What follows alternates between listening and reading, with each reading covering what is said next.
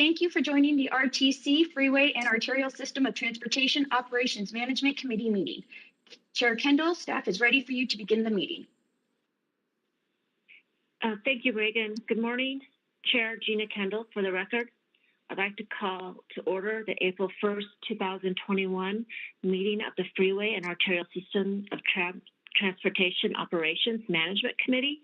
RTC staff will begin with a roll call of committee members, introduce staff on the line, and also touch on a few housekeeping items.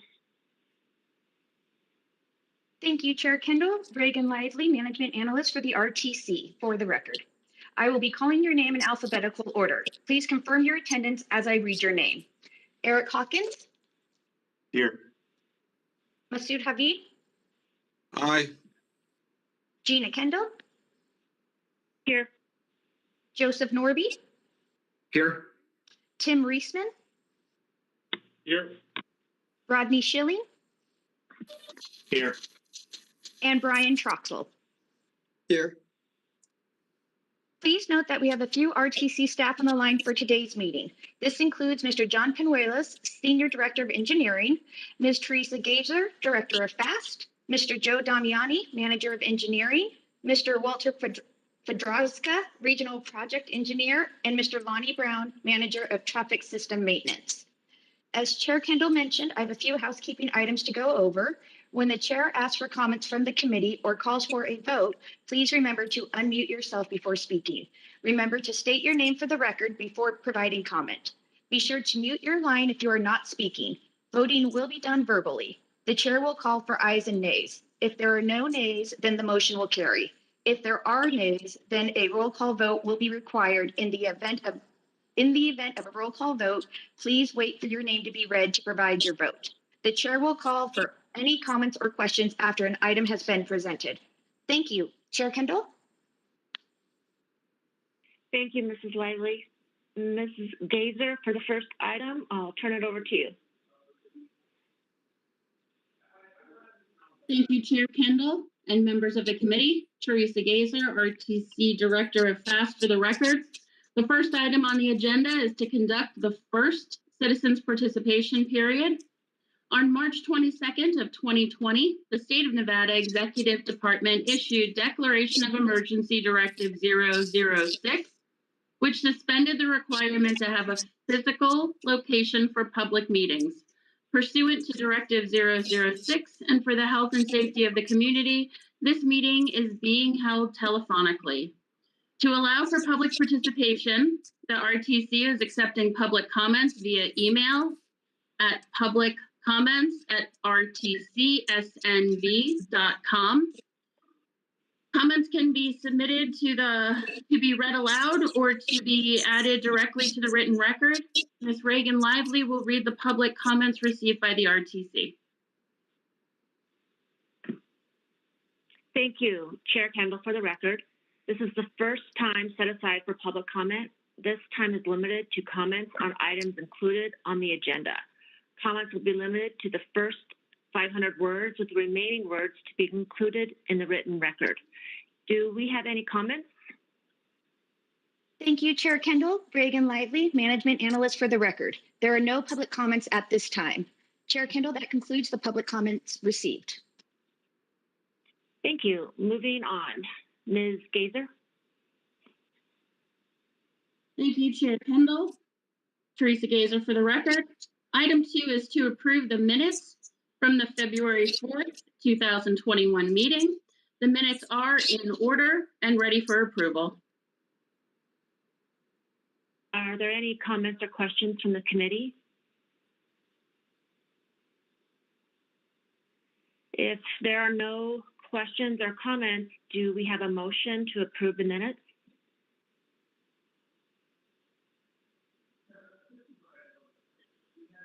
Joseph Norby, City of Las Vegas, for the record. Motion to approve the minutes as provided. All those in favor say aye. Aye. Aye.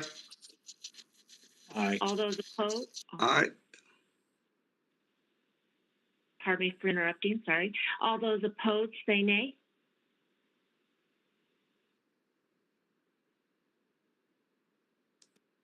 All right, if there are no objections, the motion carries. Thank you, Ms. Gazer. Thank you, Chair Kendall. Teresa Gazer for the record. Item 3 is to receive the FAST status, activity, and call status complaint report. We'll begin with Walter Vedraska, Principal Project Engineer, followed by Lonnie Brown, Manager of Traffic Systems Maintenance for updates, and then I will provide other department updates. Walt Vedraska, FAST for the record. Let's see, we continue to transition signal controllers off the I2 system onto ATMS. There are a few intersections left to convert in the field. FAST staff has been monitoring the areas around schools since the reopening and the COVID-19 testing and vaccination centers across the valley and making changes if we see traffic issues. Staff is monitoring corridors across the valley as traffic continues to increase and making changes as needed. Staff continues to help plan for upcoming events like future Raiders nights and Aviator games. Staff has programmed 3 new controllers around the valley, such as Farm in Oso Blanco and Southern Highlands and Robert Trent Jones. And we've modified 67 controllers for various reasons. We've started checking for field changes and I/O parameters in the controllers with active communications. So far, we've completed the check of the Las Vegas signals and have begun the check for the Clark County intersections. Once we're done with Clark County, we'll move on to Henderson and North Las Vegas. FAST staff responded to complaints, assisted agency staff, and retimed intersections, interchanges, and corridors across the valley. Examples would be Blue Diamond and then Charleston from Honolulu to Lamb due to the improvement project at Charleston and Lamb nearing the completion. That's my report.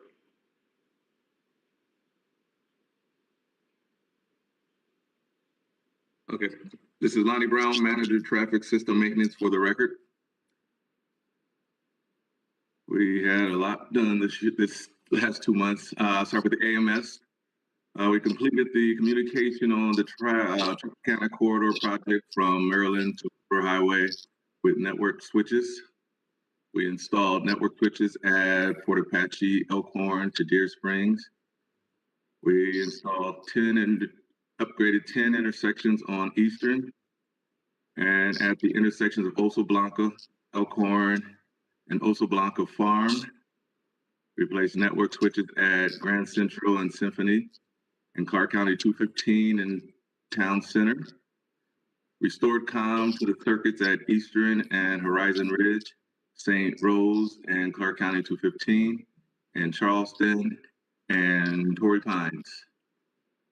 We installed 2 new wireless links throughout the valley. We repaired 3 wireless links, and we completed a list of wireless links for the city of Las Vegas. Installed 16 CCTVs, repaired 8 CCTVs, and replaced 1 CCTV throughout the valley. Reprogrammed all the intersections in Primm, Nevada. Reset breakers to restore traffic circuit in Laughlin, Nevada. We PM 20 switches also on Eastern. We assisted Metro PD with CCTVs installed throughout the valley. Through the last 2 months, we've upgraded 28 network switches from 100 megabits to 1 gigabits to support the increased traffic data demands. I'll move on to my FMS team. Project 3740, I-15, Apex to Mesquite. NDOT has accepted this with some elements not completed.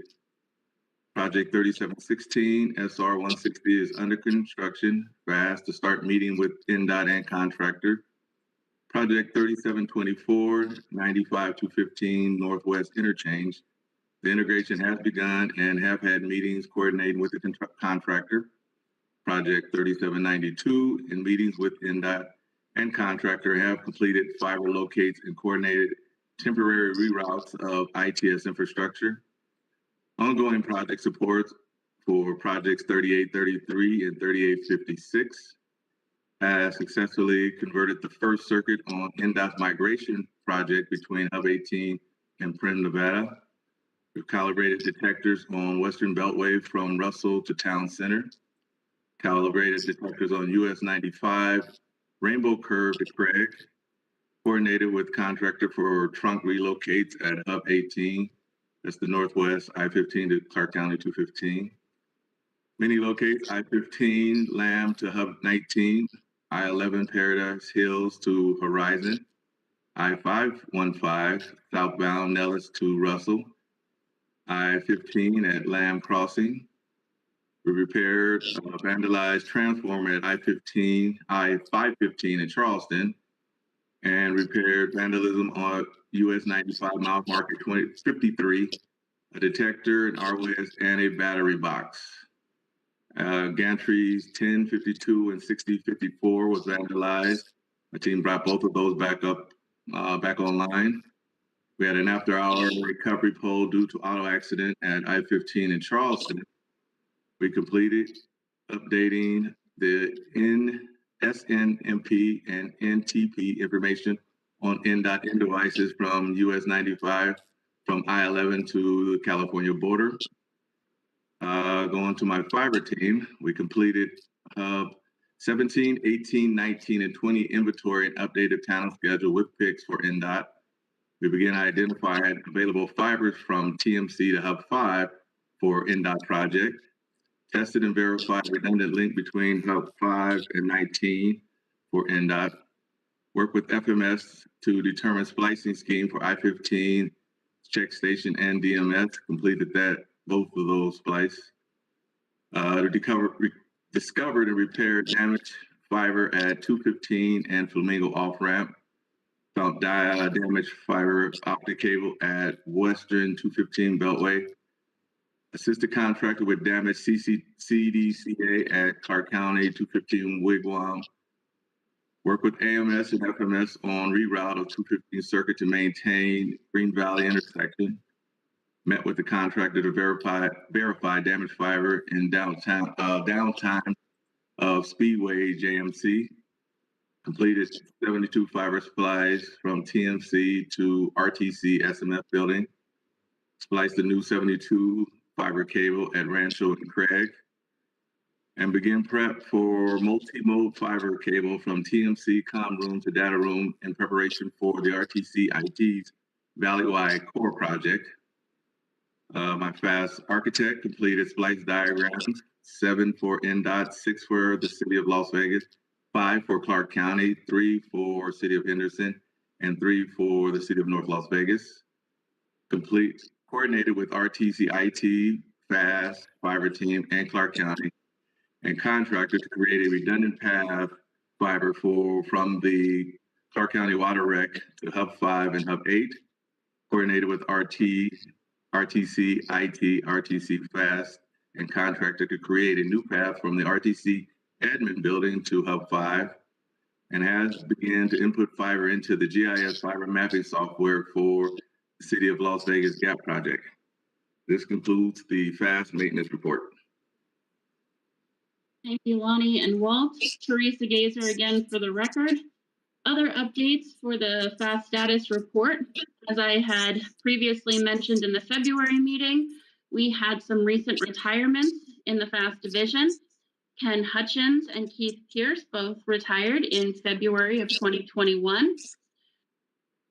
Based on those retirements, we have some new promotions to announce. Joanna Levis was promoted to Senior Traffic Engineering Technician, and Jose Rodriguez was promoted to Senior Traffic Systems Technician. FAST is currently going through a recruiting process for a traffic engineering tech, a traffic systems tech, and a manager of engineering position. Additionally, Lonnie Brown had mentioned it in his update that FAST is currently upgrading the core network and the hubs, hub equipment. These elements are original to 2004 FAST origination, These updates may require some changes to configuration of field devices. We will continue to update the agencies, both in the OMC and the operations subcommittee meetings as we proceed with this project. Additionally, FAST coordinated with Nevada Department of Transportation, Las Vegas Metropolitan Police Department, and Nevada Highway Patrol on new DMS messaging. The new messages that you will be seeing out and around over the next several weeks. The message says, excessive speed can cost your life, slow down. This is due to increased traffic that we are seeing coming in on I-15 at the California state line. Additionally, FAST worked with many local agencies, as well as law enforcement and major venues in the Las Vegas Valley, and created the Regional Events Traffic Management Meeting. This meeting is currently occurring once a month to organize all traffic efforts around large events. Next item is the discussion of the Fresh Desk tickets and the AMP, AMS, and FMS reports. And I believe that we have slides to go over those. The first one that I just wanted to go over, in the last 60 days, FAST operations staff has managed 268 requests and tasks. Primary type of issue is 160 unique media requests, followed by traffic signal inquiries. This goes over all of the jurisdictions, including the NDOT portion that is associated with freeways. Next slide breaks this down into each individual type by agency. And you can see that there is a explanation for Clark County, City of Henderson, City of Las Vegas, NDOT, North Las Vegas, and anything that is unique to the RTC. Again, you will see it broken down by the primary types, which are media requests, traffic signal inquiries, signal controllers prepared, and so on. Next slide. Next item is the arterial management system work orders. In the last 60 days, there was 111 unique work orders performed by FAST that were inputted into the AMP system. The largest part of this was 75 unique orders for the Clark County region. That makes up 67% of the total for the last 2 months. Next slide. As you can see, this is broken down by both the agencies and the type of tickets. So we have communications, switch upgrades, camera repairs, new cameras, and a miscellaneous category for others. Next slide. Ongoing projects with ICS included. Mr. Lonnie Brown went through these in his updates, so we can go to the next slide. And then we'll conclude with the FMS, Freeway Management System work orders. In total, there was 179. And these again include communications, CCTV cameras, construction support, preventive maintenance, vandalism, and a miscellaneous category of others. For the most part, this was broken down primarily at 29% based on communications. And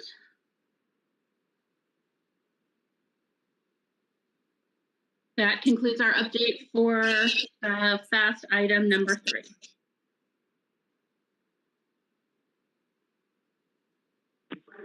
Thank you, Teresa and Lonnie and Walt. That was, I like the format a lot. That was really informative, so thank you. Are there any comments or questions from the committee?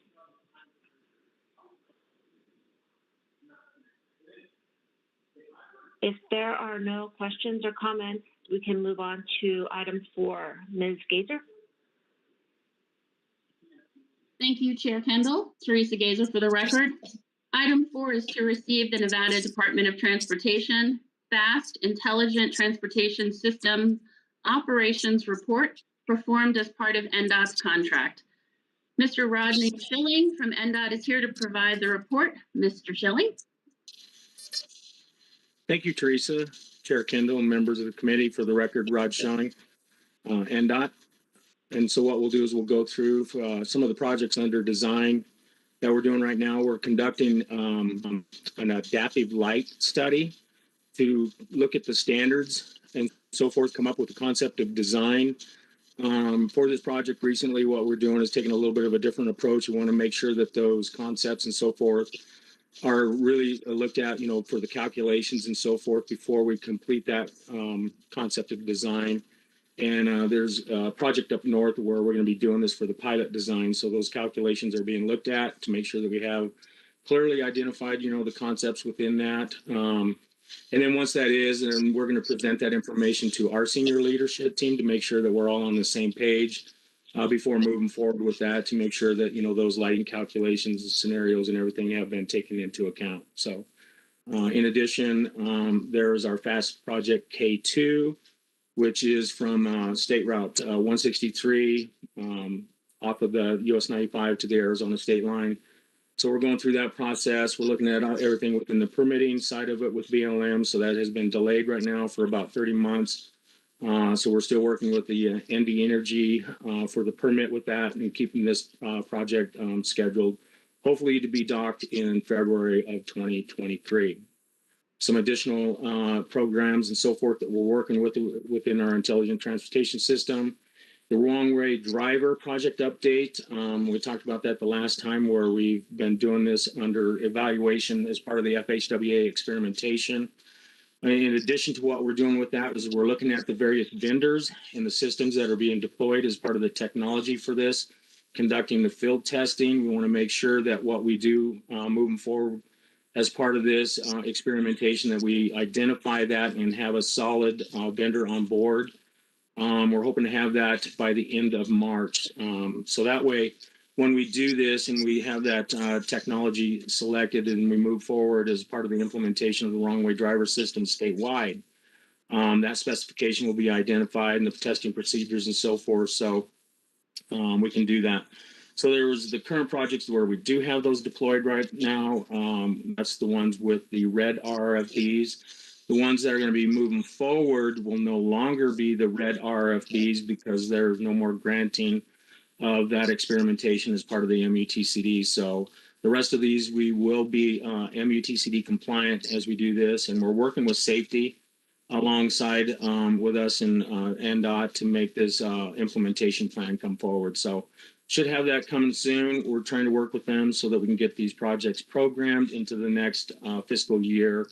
And then we can conduct that study and parallel the two efforts between the MUTCD compliant and also the red RFPs.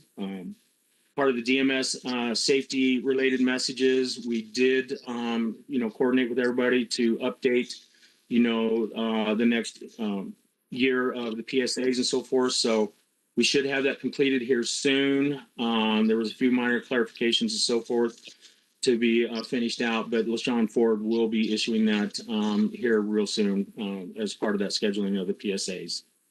Next page, please.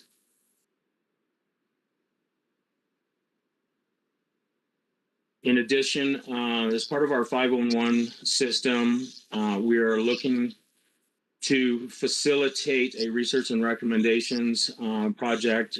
So we've done that. The stakeholder meetings have begun with each of the districts, our technology group. We've reached out to RTC Washoe and our PIO folks. The next meetings are going to be scheduled here soon with our partners in the South with RTC and so forth with FAST. And so expect that to be coming soon here. There's been a few peer exchanges, many peer exchanges that have been held with some of the other states to kind of help us come up with some of the best practices and so forth as we look forward to looking at our recommendations and part of our report, to do this and the findings for the next RFP for the upgrade to our system.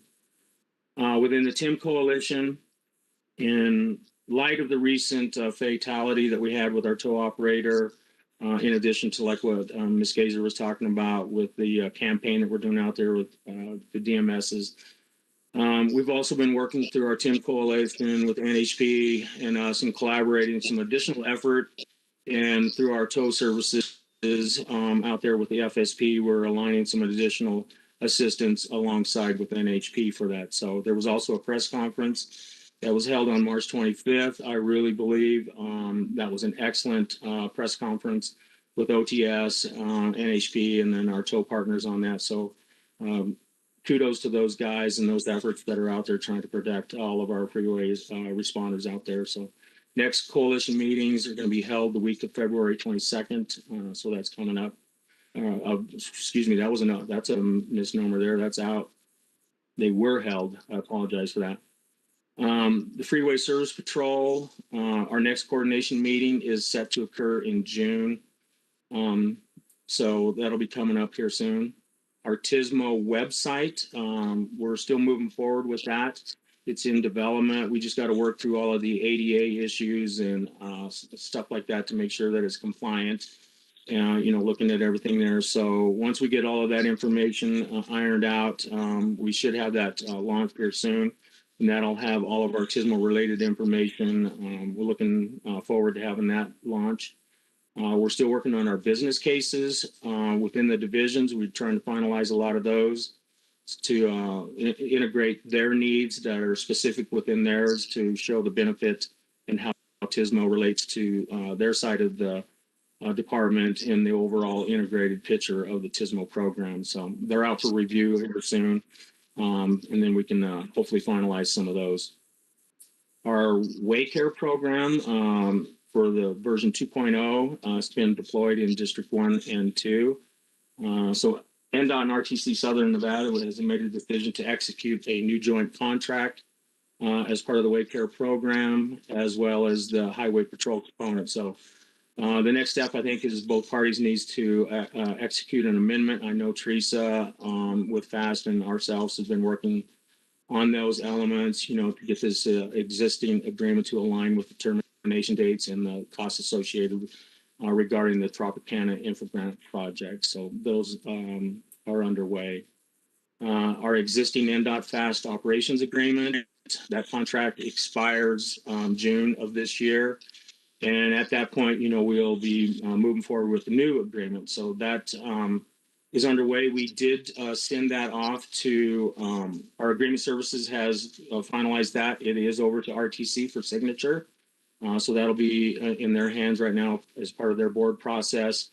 Once that's been completed, it'll be sent back to NDOT for final execution and signature. So good news on that. We're moving along and meeting a lot of those timelines and stuff. And that was a big effort, moving forward with that new agreement. So thank you to everybody involved.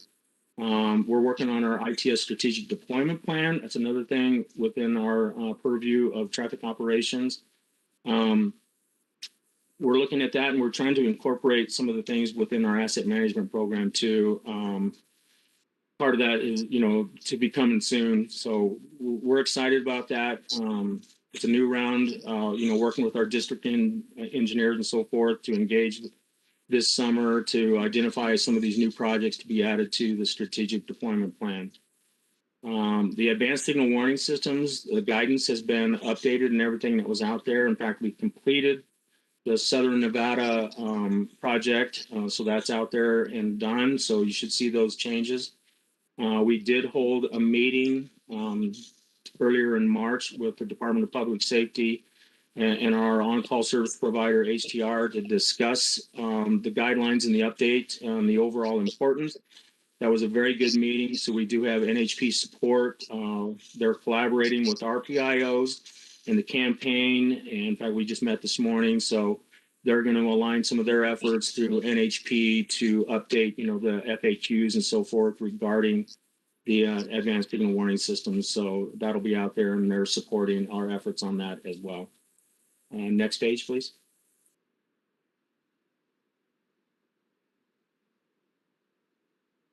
And that concludes my presentation. And I thank you very much. And I concur, Teresa, that was a very good update using the asset management program. I like that.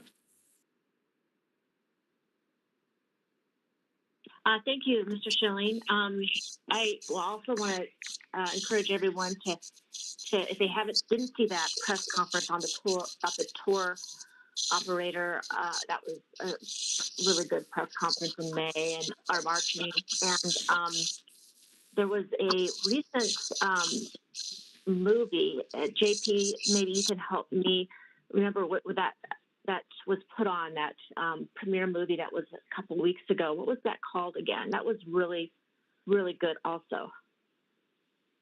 John Penuelos for the record. Yeah, that was, we're talking about the pedestrian Yeah. movie that Aaron put on. Yeah, it was called My Best Friend, The Pedestrian Story. And it chronicled 3 tragic fatalities, sadly, but it was, very poignant, obviously, but it really made you think, and it brought things down to a human level. And the project that Aaron put together with a bunch of volunteers, safety advocates, and other folks to mark where these fatalities occurred. Not just those 3; those are the 3 that were highlighted, but the others over the last year. And I would definitely recommend finding it. You can find a link to it. Ped Safe Las Vegas, I believe it is, that website, and watch it. It's worth it. It's has some tissue. But it's worth the 45 minutes. Yeah, I thought it was excellent, and it just kind of makes what we do. I just bring so much value to what we do to make things safer. So, thank you for your report, Mr. Schilling and Teresa. And are there any comments or questions from the committee? If there are no questions or comments, I guess we can move on to the next item. Ms. Gazer. Thank you, Chair Kendall. Teresa Gazer for the record. Item 5 is to receive a report on LUDIAN LLC's findings on the Eastern Adaptive Traffic Signal System project. Mr. Ian Machin from LUDIAN is here to provide the presentation. Thank you, Teresa. Good morning, everybody. My name is Ian Machin. I'm the CEO and founder of LUDIAN, an ITS consultancy. So I would like to brief everybody today on the results of the Eastern Avenue Adaptive Signal Control Technology Pilot Study. Next slide, please. The project started in March of last year and covered 14 intersections on Eastern Avenue, starting at Beckler Drive from the south, which is part of City of Henderson's jurisdiction, through to Pebble Road as the last intersection into Clark County. Now, this was a project in partnership with RTC, including FAST, the City of Henderson, and Clark County, to understand how an adaptive traffic system could be deployed on Eastern Avenue and how that would affect the traffic. And part of the works here is the pre and post study to understand how that had affected the traffic in respect of traffic through the corridor and also individual intersection changes. Next slide, please. The system was switched on, as we call deployed, on October the 19th, and then spent 2 weeks fine-tuning the system to ensure that the travelling public gained the maximum benefit from the project. This was done by driving the corridor and obviously looking at data from the FAST systems and other supporting services. And here are some images of, on the left-hand side, doing some camera alignments. There was an installation of a number of new cameras for detection, as well as on the center picture, the equipment deployed within the traffic signal controllers. And on the right-hand side there, the actual deployment day of October 19th. Next slide, please. Now, The pre and post study included, again, collection of data to understand how the adaptive signal technology had changed the traffic on Eastern. So a number of travel time runs were undertaken before we switched adaptive on and after we switched adaptive on. And this was captured using video and also using the fast AVL data. So again, as you know, a number of the vehicles are fitted with tracking, and also a number of mobile phone devices to capture that information as probe data, very reliable understanding of how that journey along Eastern in the north direction and southbound direction was running pre and post. There's also a deployment of Bluetooth technology along Eastern and along St. Rose, one of the major intersections that was crossing Eastern, and also used streetlight data for intersection analysis delays. Something about the project when we run the analysis was to look about how the changes on the corridor would be affected, but also the side streets as well. And again, how we captured that data was using streetlight to understand any before and after changes in delays. Next slide, please. So, as an overview to the results we have, looking at the corridor itself here in isolation. So here we have the results of northbound and southbound. This took data from the 1st of June 2020 through to the 28th of February 2021. And on here you can see the individual breakdowns of northbound and southbound in travel time, in hours, and stop time duration. So again, travel time was measured from end to end, from Beckler through to Pebble, and again in the reverse direction, Pebble through to Beckler Drive, to understand how things have changed.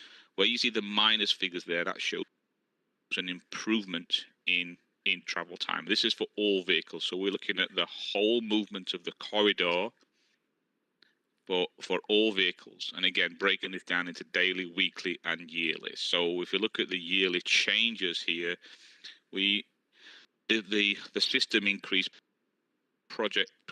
travel time by 483,718 hours over the year, and the reduction in stop time was 294,323 hours over the year. So again, showing how the system had improved the journey times along Eastern Corridor.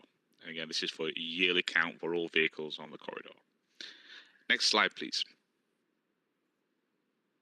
And if we look at that as a percentage change, because we have the hours shown previously, so the percentage change in difference here, again, looking at speed, travel time, the number of times vehicles were stopped, and the delay time of stopped vehicles on here. Again, as you can see, all the figures are in green, which means an improvement. So we improved northbound speed over 30%, southbound by 8%. Again, travel time 24%. Again, minus because that was an improvement. And again, same with southbound at 8%. And again, number of stops, as you can see the results on there, 69% to 37, and 57 for northbound and 10.6.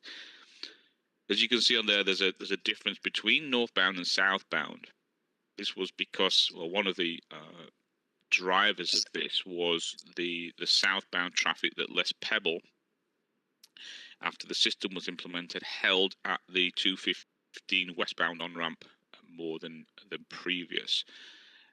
This was due to the increased traffic coming southbound and then turning left onto 215. So again, improving that traffic flow meant obviously the balancing of the network.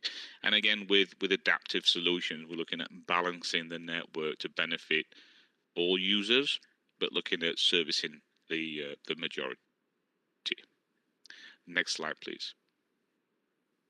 Now, if we take one of the measures as part of this project, it's carbon emissions. We'll see again, improving greenhouse gases, carbon emission, and air quality is a big part of increasing travel times and reducing congestions on any part of the network. And as part of this study, again, using the CO2 emissions rates by speed devised by University of California, so a standard measure for looking at the changes. So the CO2 grams per mile is per vehicle, so we can see on the left-hand side of the graph, and speed on the right. And again, looking at the travel time improvement on Eastern, again, this is looking at northbound. That equates to a daily northbound reduction of 3.2 tons of CO2 emission, again, based on the average vehicle. Thank you. Next slide. And again, we performed the same study on the southbound corridor, looking at carbon emissions. And again, this is for total southbound reduction daily of just under 1 ton of carbon emissions. So again, both corridors, southbound and northbound part of the corridor, improving the emissions, reducing the emissions into the air, improving air quality. Next slide, please. So as a summary of the northbound and southbound improvements on here, again, broken down by percentage per vehicle and then yearly. So we see a speed increase of 31%, which equals to 7.5 miles an hour. That's an average over the northbound journey.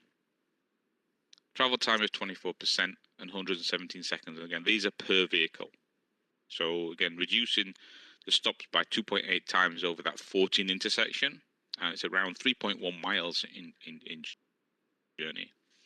And again, stop delay saving of 57%, which equates to 82 seconds.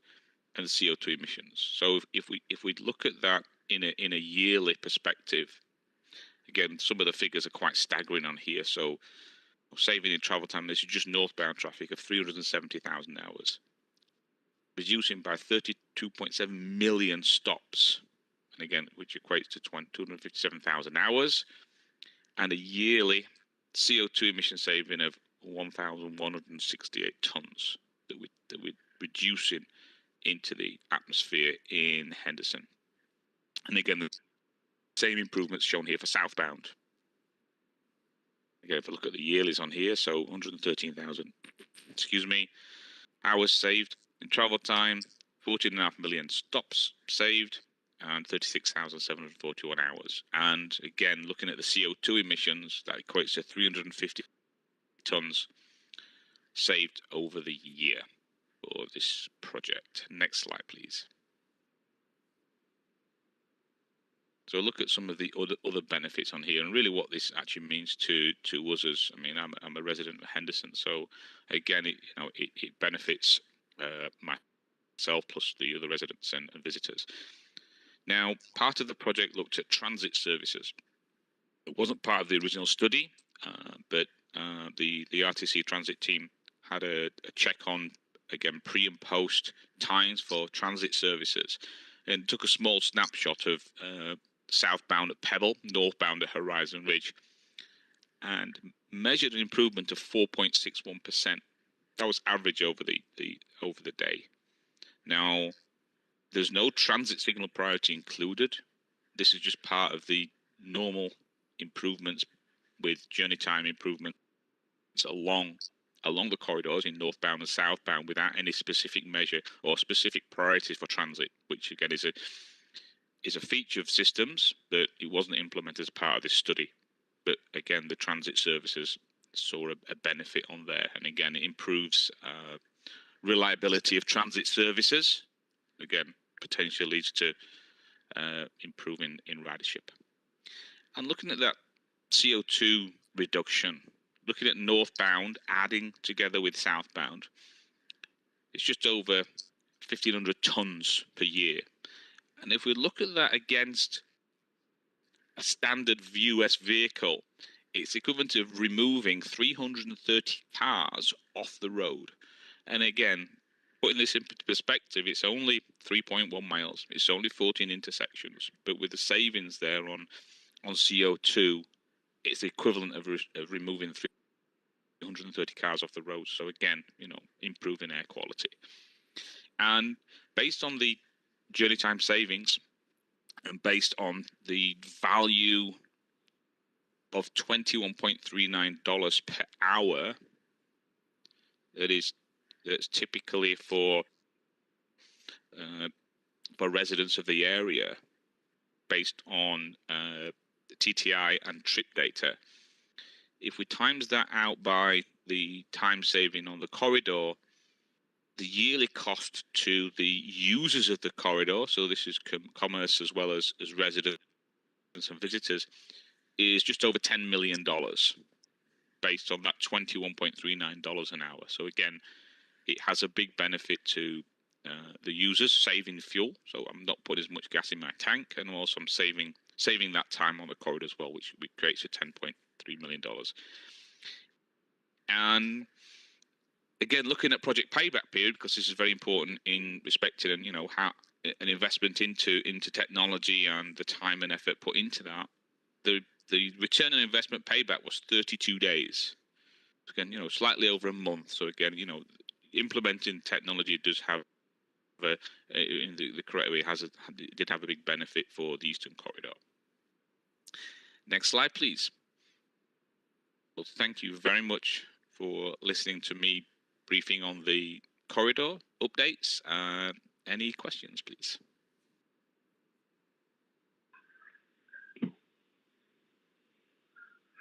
Thank you, Ian. That was really impressive. A lot of good stats there, and I'm just really thankful for everybody who helped make this project successful, and I hope we get to see more of these implemented around the valley. Are there any comments or questions from the committee?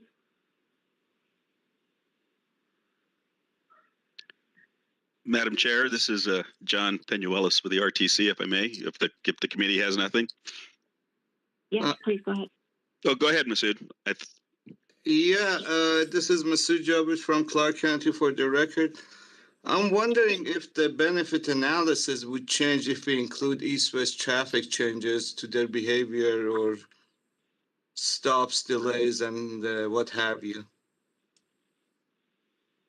We included as part of the study intersection delay using the streetlight system, and so included in the final report is analysis into individual intersection delays. So over the 14 intersections, we actually gained just over 12,000 hours a year in savings, which included east-west traffic for every intersection.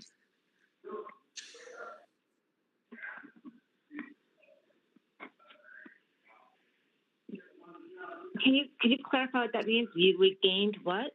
I'm sorry. Oh, sorry. It was, yeah. So each intersection was looked at individually. So we took out the corridor itself and looked at each individual intersection. I looked at every turning movement of the 14 intersections to see how they had changed pre and post deployment of the adaptive system technology.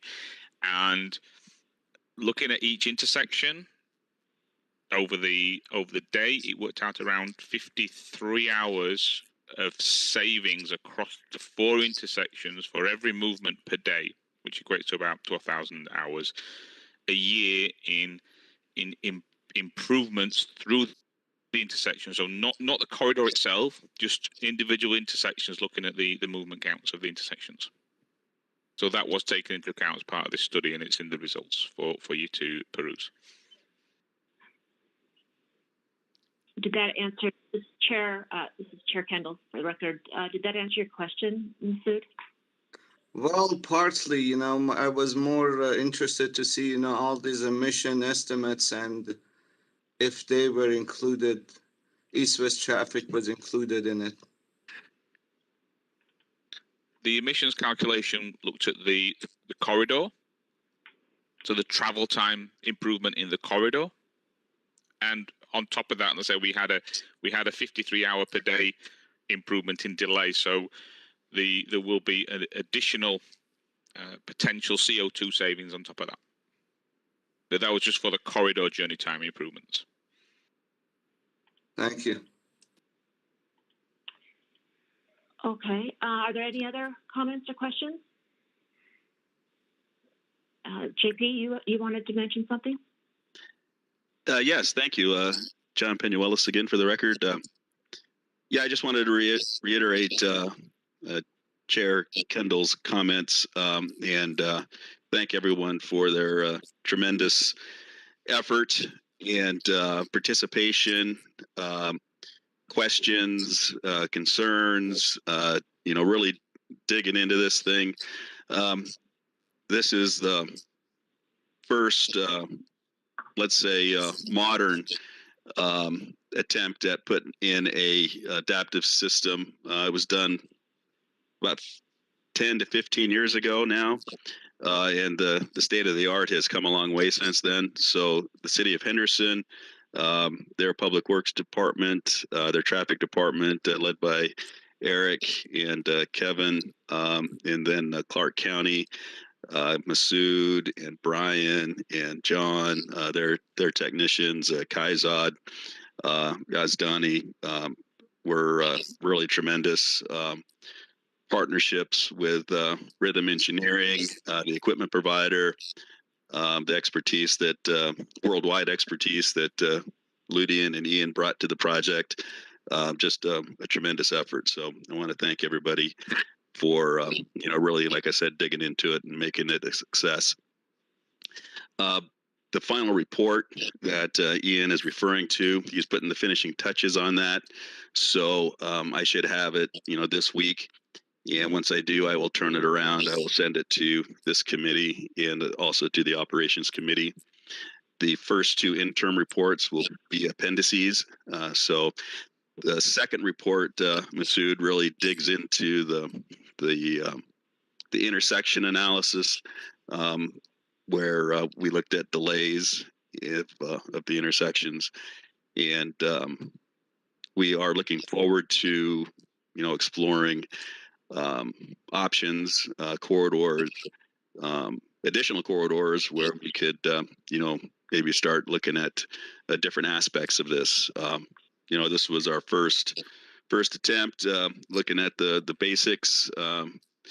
The next deployment, we might want to look a little more deeply into transit signal priority.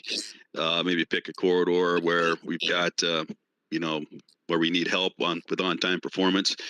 Not only improving transit just with improved traffic flow like we did here, but trying to take it to the next level and bringing in the transit signal priority concepts and benefits, looking at in more detail with pedestrian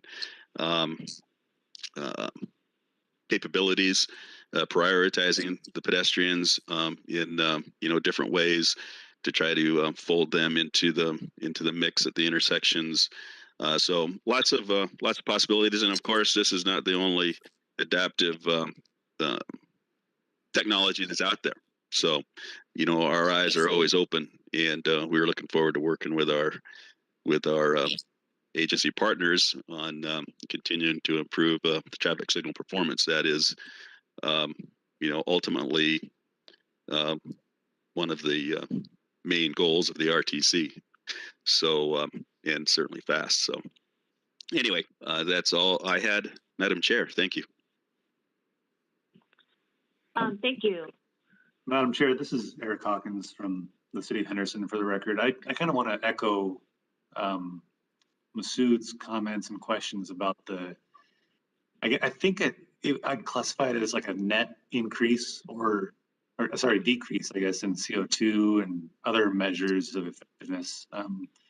Just from a observational standpoint, I'm not sure.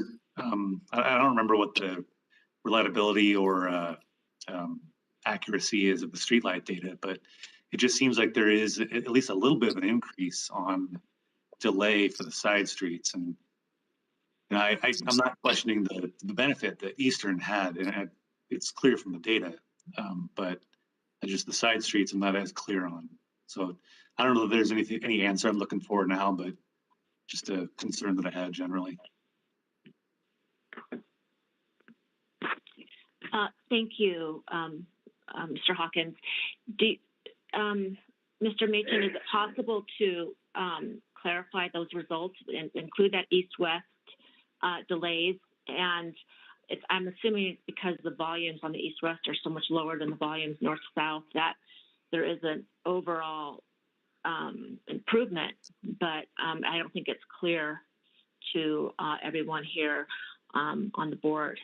Is it possible that you can come back to us and show us and clarify those questions? Yes, sure. The side street, as I said, the side street counts as well as specific traffic counts and this physical delays in there. I mean, if we look at the next slide, there's a capture of oh, thank you so much, of the measures on intersection changes from a foot per intersection. In the interim report, there's a more detailed analysis look at how this has changed. So we see a 53-hour improvement in overall. Some intersections increased in their delays and some decreased in their delays, but gave us an average improvement on here. So, and looking at this, I mean, the big one on here, as you can see, St. Rose Parkway, and this was due to be because previously it used to be linked, and St. Rose Parkway has 45% of the average daily traffic Monday to Friday is along St. Rose instead of east-west rather than north-south along Eastern. So it's a heavy utilized commuter route. The same study for the weekend actually showed St. Rose Parkway improving by just over an hour in overall delays. So it shows us that the traffic there is commute traffic. And again, part of that mitigation is the FAST team linked the timing of two intersections at Jeffreys and Seven Hills into the adaptive system to help that. And again, that's in the final report showing how that changed. Again, allowing for heavy east-west traffic to be then linked to a degree with the north-south traffic to show that improvement. If we had the same systems on the side streets, then again we're going to provide that additional linking from intersections either side of Eastern, so more of a grid network to show that improvement on there.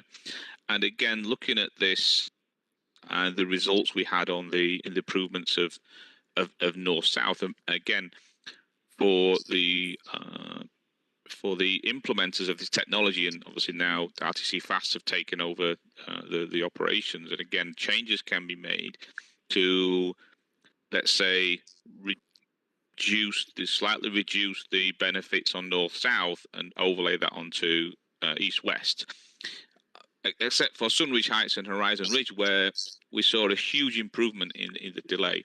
And again, as part of that interim report, which will be part of the final, I did a breakdown of the percentage of traffic on north-south against east-west. And I fully understand that it was all done during COVID times when we were around between 80 and 100% of pre-COVID traffic, except for schools, which again, I've acknowledged that in the report, which needs to be looked at for the east-west as that traffic increases, and see what effect it has on the intersection and the corridor. But we can then utilize this data to say, how do we want to change this? So again, for 215 westbound, I mean, all these studies were done when one of the left lanes were closed, and the on-ramp to 215 westbound tapers very quickly during this construction work. So again, when that's opened, some of these figures are going to change for the better, balance out a little more. And again, for Sienna Heights Drive, there's virtually no change really, but then big improvements at Sunridge and Horizon, and again some of the lefts on and off of Eastern from the side streets improved as part of the works we did, because the adaptive system again is looking at demand second by second for each approach, so it can calculate and it can actually run or service an approach that wouldn't typically be in a standard fixed time plan or fixed time actuated plan, because it can't obviously jump the ring, you know, and then but the system that's implemented or standard adaptive systems will allow that to happen. So again, utilizing this data now that we have it, and we have a big wide spread of data, so as we know, the more data we get, the more critical we can be looking about the changes. And for example, at Silverado Ranch on the weekend, there's a real heavy side street traffic compared to north and south.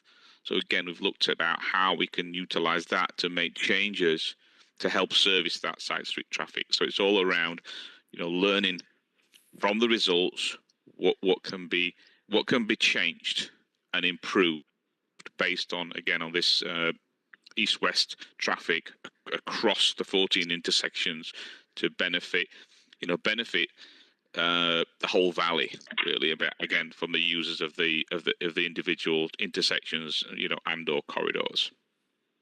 I hope that long explanation helped. Yeah, thank you. So, Teresa, your team is managing these now, taking over the management of the adaptive system. Are you actively looking at ways right now to reduce those numbers on St. Rose, at the intersection of St. Rose? That 14,000 hours looks kind of high. I'm just curious what's being done right now to improve that. Thank you, Ms. Kendall. Teresa Gazer for the record. Yes, FAST traffic signal team is looking at the Eastern Corridor. They're continuing to observe and monitor this, and particularly on arterials such as St. Rose, they are looking for ways to see if they can improve the transition between St. Rose at the Eastern intersection. And as Mr. Machin mentioned a few minutes ago, these are from the interim report, and since then, the FAST team has gone out there and worked on the 2 St. Rose intersections that are upstream of the Eastern intersection. And those should be showing some improvements in how they transition from Eastern, particularly the St. Rose, what would it be? Westbound to Eastern northbound left, and to improve that those movements and to reduce the queues that were being observed at those intersections. So FAST is continuing to look at all of these intersections, particularly as traffic volumes continue to increase, as well as pedestrian activity continues to increase along the Eastern Corridor. Thank you. Thank you, Ms. Gazer. Are there any other comments or questions from the committee?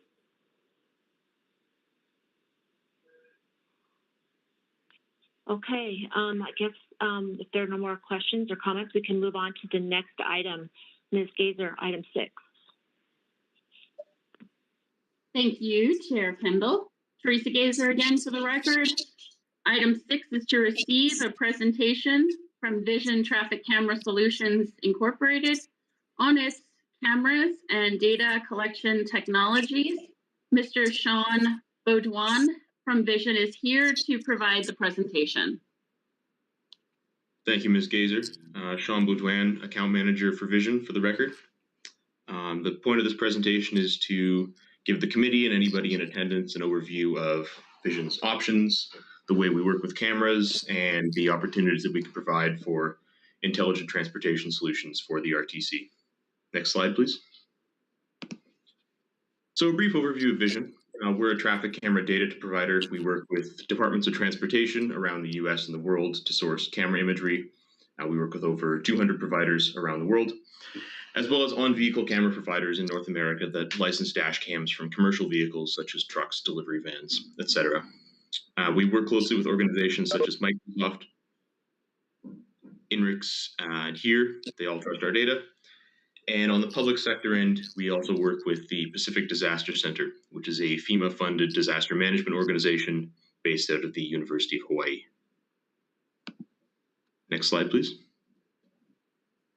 So where our technology would be particularly advantageous for the RTC is our on-vehicle cameras.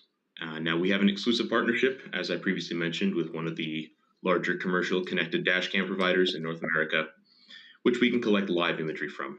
Now, we're able to pull imagery from the memory of these vehicles within a certain time range without any limitations. The way we've set it up so far is to collect imagery through preferred locations that we call hotspots, and I'll provide an overview of those in a moment.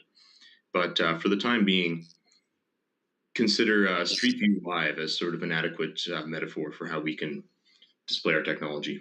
And we do have access to over 50,000 vehicles across the US and Canada, and that number is steadily increasing. Next slide, please. So here's some example on-vehicle images that I collected from the Las Vegas Valley area earlier this week. All of our camera installations are professionally installed. They're maintained on commercial vehicles, as mentioned, and we do have a number of quality control metrics in place as well to avoid any sort of bad images, images that present driver data, rear-facing images. We do have a significant number of filters in place to avoid that and ensure that we only provide the best possible image of the roadway and only the roadway. And we do offer high-resolution imagery up to 1280p for non-public facing government use cases, which the RTC would be one of. So we're able to provide a higher resolution in that case. Next slide, please. So here's an example map of our vehicle locations in the Las Vegas Valley metro area. Now, these maps are always subject to change. The vehicles do come and go. A lot of them are cross-country deliveries. But this gives an example of the kind of vehicle saturation we can get and the sort of roads we see them on. Next slide, please.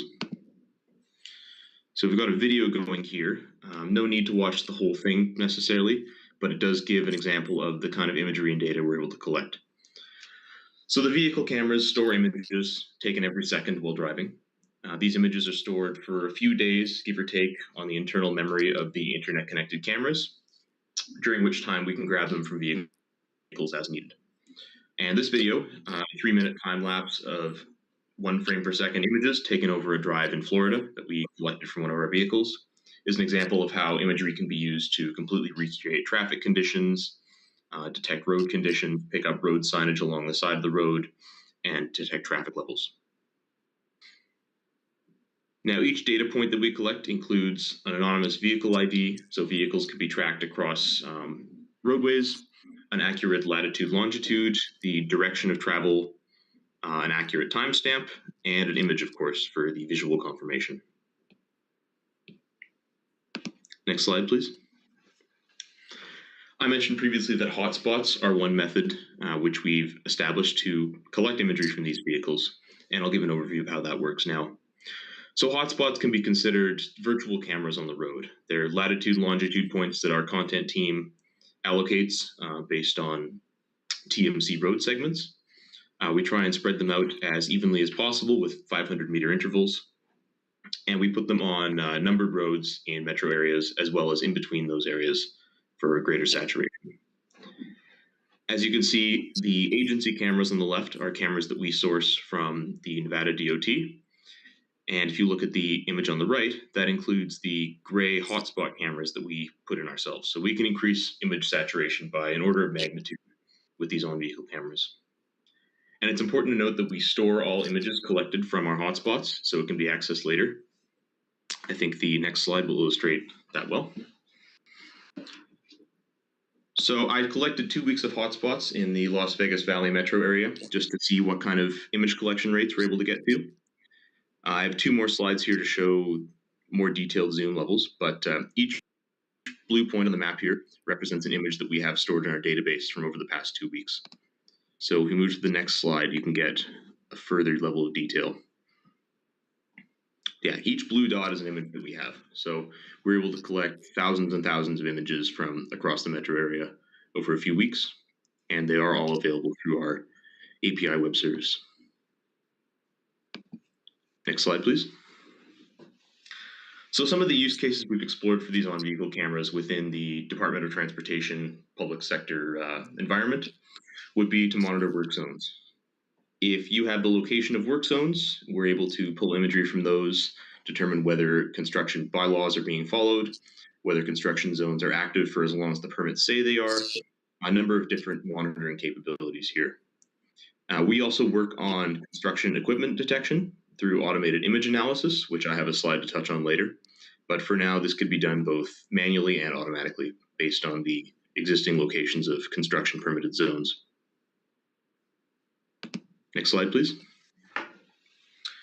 Another use case could be signage inventory, detecting where road signs are damaged, vandalized, need to be replaced. Again, if you have the precise location of where these signs are supposed to be, we can collect vehicle imagery to determine whether or not that sign is in the condition that it's supposed to be in. And this does not have any sort of automated capabilities on our end at the time. We are working on collecting that, but at the moment, this would be a manual confirmation process. Next slide, please. One additional use case for the Department of Transportation's could be travel time collection. So as I mentioned previously, all of these vehicles have their own unique vehicle IDs as well as speeds and headings. With that information, you can measure the elapsed period between two activated hotspots and determine how long it takes a vehicle to get from point A to point B. Imagery can be supplied alongside that, so you have visual confirmation of what the traffic levels look like. And it allows for an independent source of probe data to go alongside probe data collected from mobile devices or traffic flow data collected from road sensors. And we can do this both in real time and with historical data to see if historical traffic flows were similar to the ones we're collecting now, similar to the historical results collected by previous sensors. It's a great ground truth source for additional monitoring. Next slide, please. One of the image analytics services we offer, as the company does have a background in computer vision, image analytics, image detection, is the low visibility detection service. Now, the way this works is it picks up on our roadside cameras rather than the on-vehicle cameras we have.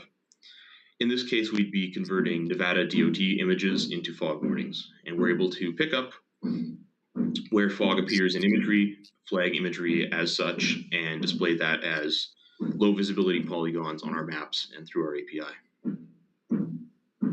Next slide, please.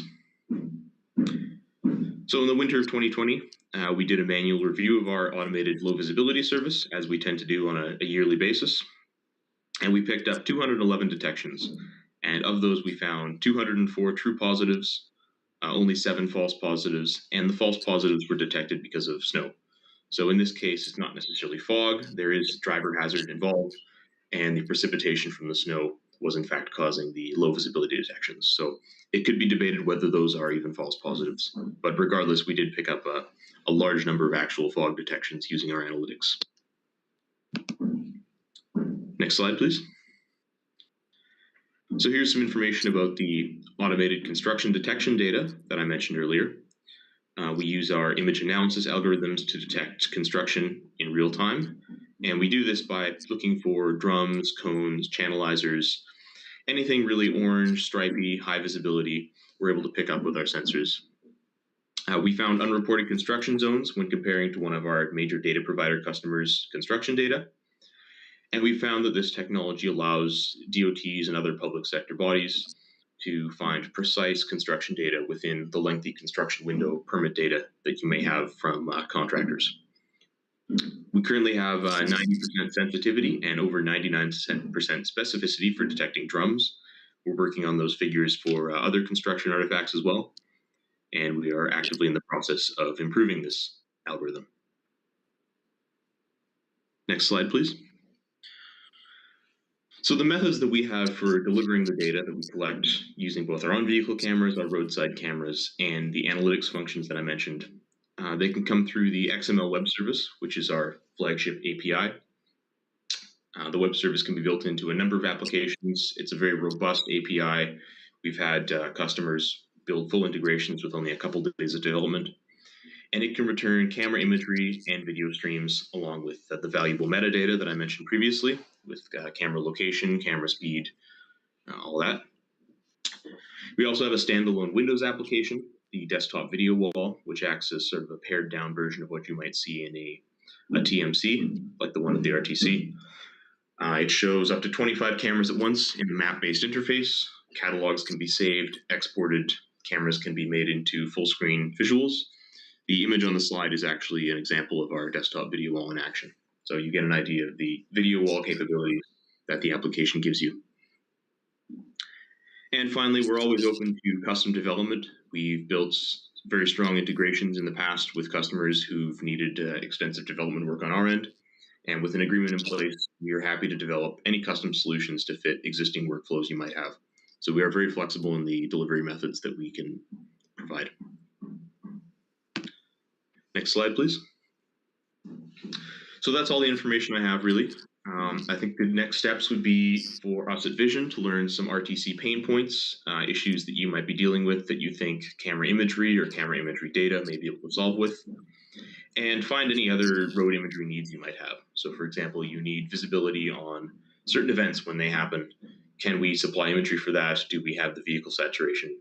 We're very open to testing these use cases, piloting these use cases, and determining how we can work in conjunction with the RTC to help improve traffic safety and efficiency in the Las Vegas metro area.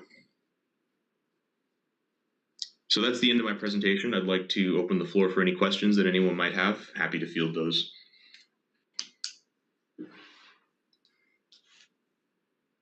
Chair Kendall, for the record, you said you have stationary cameras and on-vehicle cameras, both?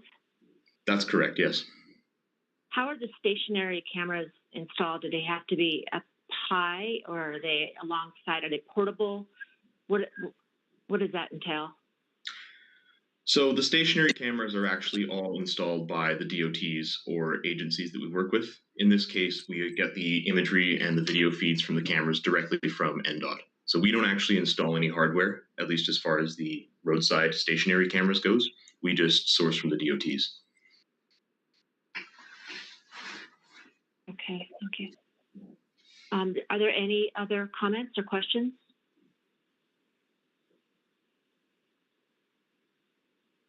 Thank you, Mr. Baudouin. That was a nice presentation. If there are no more questions or comments, I guess we can move on to the next item. Chair Kendall? Yes. I was fumbling for my unmute button there. I did have one question for Sean, if I may. John Penuelos again, for the record. Absolutely. Yeah, Sean. Those cameras that you have in the valley that you showed that map. So that's like a snapshot in time, if I understood you right. That you've got cameras on vehicles. Those vehicles are rolling through the valley off and on. Or were those what you call the hot spots, the virtual camera locations? I was a little confused on what we were seeing on that one slide. Yeah, Sean Baudouin for the record here. If we go back to the slide that shows the 2 weeks of hotspots in the metro area, I believe that's the map you were talking about. Right. Yeah, so what that was a compounded set of all the on-vehicle hotspot cameras. I measured cameras every 20 minutes over the course of 2 weeks and saved every data point of active hotspots that we had. So each one of those represents an on-vehicle hotspot image that we collected. None of our NDOT roadside cameras are involved here. This is just on vehicle. Okay, so you could, in the interface, you would click on one of those dots and that would pull up the image that you have? Is that how it works? That's correct, yeah. Okay, very good. Thank you for that. And those are user defined, or is that correct? Where would the FAST staff or RTC staff have the ability to place those in an area of interest? Go ahead, I'm sorry. Sorry, the way we have it set up right now with the hotspot points is that we've predetermined these locations as locations that are important to us, important to our customers, and we've pre-allocated those. But there is definitely the potential to custom assign hotspots. Okay. So if there's a particular area that's of interest to FAST, they could put a pin down on a map and we would start collecting imagery from that point. Understood. Okay, thank you. That's all I had, Madam Chair. Thank you, JP. Chair Kendall, for the record, how many cameras are installed approximately in the valley? Sean Baudouin for the record. I don't have an exact number on valley cameras. I know we have about 50,000 across the US that do tend to be fairly transient in their location. I can follow up with some more detailed information about vehicles within the metro area. I'm just curious. Thank you. Any other questions or comments?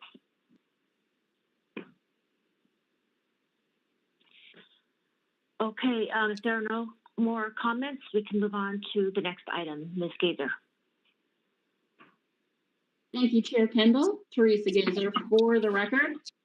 Item 7 is to discuss new transportation technologies and their use in measuring, monitoring, and enhancing performance on Southern Nevada roadways.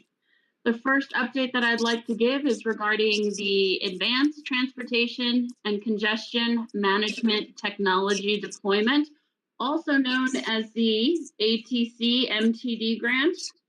Earlier in 2021, RTC was the recipient of this grant, along with our partners on this project were NDOT, UNLV, Nevada Highway Patrol, and Waycare. As part of this project, this is proposed on the, this is the integrated US 95 safety corridor, reaching along US 95 from I-15 to Summerlin Parkway to trial different technologies that have a proven safety record, including the active traffic management gantries, wrong way driver technologies on the freeway off-ramps, HOV lane detection, and strategic traffic management sites for Nevada Highway Patrol. Currently, we are working with our project partners, NDOT and Federal Highway Administration, on writing the grant agreement and the roles and responsibilities for this project. In our next meeting, I'll provide another update on this project as we proceed. Next update in this item number 7 is FAST is finalizing our contract to update the fiber optic mapping system we are currently using. Once this is complete, FAST will be moving forward with a ITS master plan in order to inventory field devices and create an ITS master plan for identified gaps, creating redundancy, and developing a holistic plan for the ITS network. That is all of the updates for new technologies. Thank you, Ms. Gazer. Are there any comments or questions from the committee?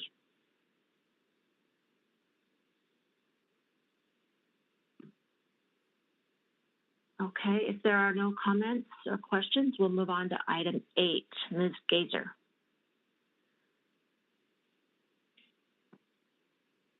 Thank you, Chair Kendall. Teresa Gazer for the record. Item 8 is to discuss topics of interest. This is an opportunity for committee members to share updates or information with other members. Yeah, Madam Chair, if I may, if there's nothing from the committee, this is John Penuelos again with the RTC. Yes, go ahead. Thank you. Thank you. I wanted to bring the committee up to speed on a topic that came up last time, and that was the possibility of folding the business of the OMC, this committee, into the agenda or onto the agenda of the operations subcommittee meeting, since it's largely the same people and there's a lot of overlap between the committees. It would be, we feel, a more efficient use of resources and people's time to somehow combine those meetings. So we are pursuing the details of that. I talked to individually some of the members, and there were questions, no objections to that idea. So what we are in the process of doing right now is talking to our legal team. The FAST agreement has specific roles and responsibilities that are defined or doled out to the OMC. It doesn't necessarily say that there has to be an OMC dedicated meeting, but the OMC committee does have responsibilities, and we're not seeing any structural reason why we could not fold those business items and those roles and responsibilities into the ops meeting. So we're working out those details. So more to come on that. The next operations meeting is scheduled for May 18th. And what we may do as a trial balloon is to put the standard items that are on your OMC agenda onto that agenda and discuss those topics there. So more to come on that, and we will make sure that we have those conversations individually, and we'll take it from there. So I guess this is topics of interest, so we can't entertain any questions from the committee. It's just a report. So that's all I had, Madam Chair. Thank you, Mr. Penrose. Is there anything that any of the other committee members would like to share? Chair Kendall, this is Teresa Gazer for the record. One item I just wanted to share with the committee for improved communications and transparency. FAST will be asking vendors to present items of regional interest at either the FAST OMC meeting or at the operations subcommittee going forward. Thank you. All right, thank you for that. Are there any other items that anybody would like to share? Okay, if there are no more questions or comments, we can move on to item 9, citizen participation. Thank you, Chair Kendall. Teresa Gazer for the record. This last item on the agenda is the final citizens participation. This is the second time set aside for public comment. Just a reminder that comments will be limited to the first 500 words, with the remaining words to be included in the written record. Do we have any comments? Thank you, Yes, Chair good morning. Kendall. This is Gary Carlin representing INRIX, Director of Business Development. Yes, Mr. Carlin. Can you hear me? Okay, great. I just wanted to point out quickly in regards to today's agenda, something that may be of interest to the committee is INRIX recently released a new signals scorecard, which can be found at inrix.com/signals-scorecard. And further, if you have any questions regarding that or anything else related to that, by all means, please reach out to me. My name is Gary Carlin, and my email address is gary.carlin@inrix.com. Thank you. Thank you, Mr. Carlin. Are there any other comments? Thank you, Chairwoman Kendall. Reagan Lively again for the record. There are no public comments at this time. Okay, thank you. If there are no additional comments, I guess we'll close this item and our meeting is adjourned.